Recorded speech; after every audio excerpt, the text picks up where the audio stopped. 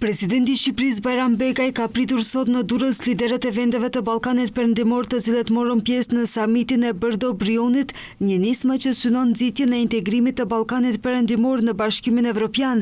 Liderët në samitin e si vjetëm diskutuan për bashkëpunimin rajonal, marrëdhëniet e fqinjësisë së mirë, integrimin evropian, planin e rritjes së Bashkimit Evropian, rinin dhe hartimin e politikave për mbajtjen e fuqisë kualifikuar punëtore.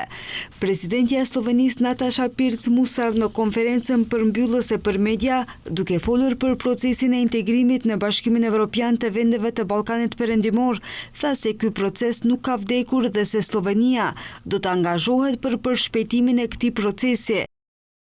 Unë jam i thare e Bashkimit Evropian dhe besoj fort që të gjitha vendet e Ballkanit Perëndimor duhet të jenë pjesë e Bashkimit Evropian, jo vetëm për të mirën e tyre, por edhe për të mirën tonë. Sepse siguria dhe paqja në Evropë do të jenë në rrezik nëse nuk ja dalim me sukses kësaj gjëje.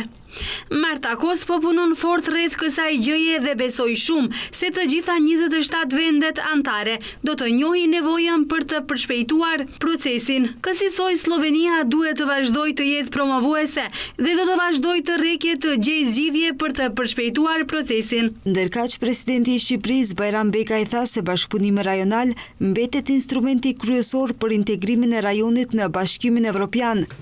Rajoni ynë përballet me sfidat të sigurisë, të cilat kërkojnë rritje të bashkëpunimit dhe koordinim më të ngushtë mes nesh.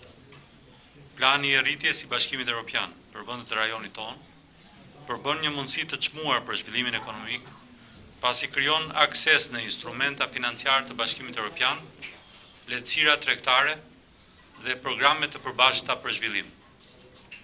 Gjithashtu diskutuam për rrugët e bashkëpunimit rajonal me qëllim krijimin e kushteve që të rinjt të ndërtojnë të ardhmen e tyre në vendin tonë, në vendet e tyre. Nga ana tjetër, presidenti i Kroacisë Zoran Milanović përmendi rëndësinë e dialogut dhe bashkëpunimit rajonal për të adresuar nevojat dhe problemet e përbashkëta të vendeve të Ballkanit. Ai theksoi se Bashkimi Evropian duhet të forcojë rolin e tij në arenën ndërkombëtare pasi politikat botërore kanë ndryshuar. Presidenti Milanović shprehu gjithashtu dëshirën që samiti i radhës të mbahet në Kroaci.